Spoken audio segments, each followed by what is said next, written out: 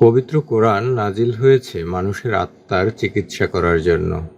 যদিও কখনো কখনো কোরআনের মাধ্যমে মানুষের দৈহিক চিকিৎসাও হয়। যে কোনো রোগ নিরাময় করার অসম্ভব এক আধ্যাত্মিক শক্তি নিহিত আছে সূরা ফাতিহার মধ্যে। তাই এই সূরার আরেক নাম সূরাতুস শিফা।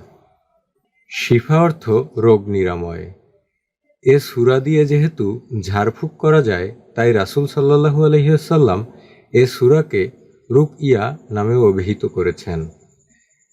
আবু সাঈদ খুদরি রাদিয়াল্লাহু তাআলা আনহু থেকে বর্ণিত, নবী করিম সাল্লাল্লাহু আলাইহি ওয়াসাল্লামের কয়েকজন সাহাবী আরবের এক গোত্রের কাছে গেলেন। গোত্রের লোকেরা তাদের কোনো আতিথেয়তা করল না। তারা সেখানে থাকতেই হঠাৎ সেই গোত্রের নেতাকে সর্প দংশন করল। তখন তারা এসে বলল, আপনাদের কাছে কি কোনো ওষুধ আছে, কিংবা আপনাদের মধ্যে ঝাড়ফুঁককারী লোক আছেন কি? তারা জবাব দিলেন, হ্যাঁ, তবে তোমরা আমাদের কোনো আতিথেয়তা করনি, কাজেই আমাদের জন্য কোনো পারিশ্রমিক নির্দিষ্ট না করা পর্যন্ত আমরা তা করব না। ফলে তারা তাদের জন্য এক পাল বকরি পারিশ্রমিক দিতে রাজি হলো। তখন একজন সাহাবী উম্মুল কোরআন সূরা ফাতিহা পড়তে লাগলেন এবং মুখে থুথু জমা করে সেই ব্যক্তির গায়ে ছিটিয়ে দিলেন। ফলে সে রোগমুক্ত হয়ে যায়।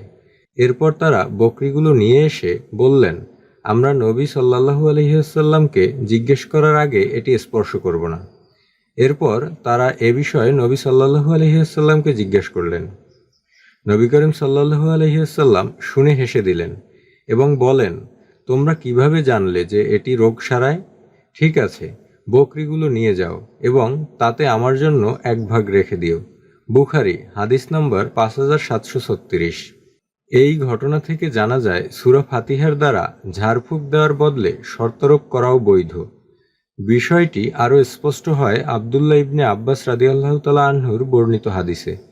তিনি বলেন, রাসূলুল্লাহ সাল্লাল্লাহু আলাইহি ওয়াসাল্লামের সাহাবীদের একটি দল একটি কুয়ার পার্শ্ববর্তী বাসিন্দাদের কাছ দিয়ে যাচ্ছিলেন।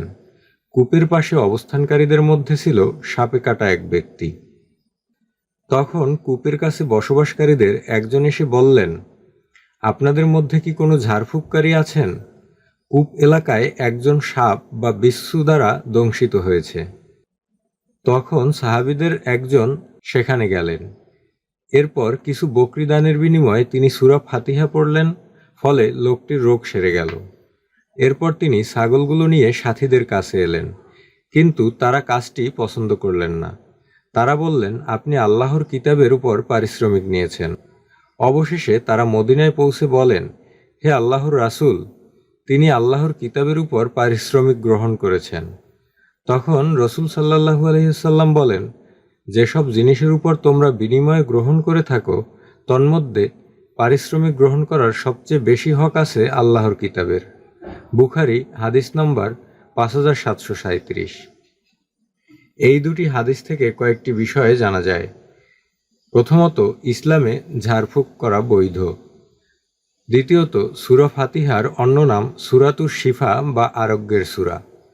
তৃতীয়ত, কোরআন পাঠ করে কারো চিকিৎসা করা হলে তার বিনিময় গ্রহণ করা বৈধ।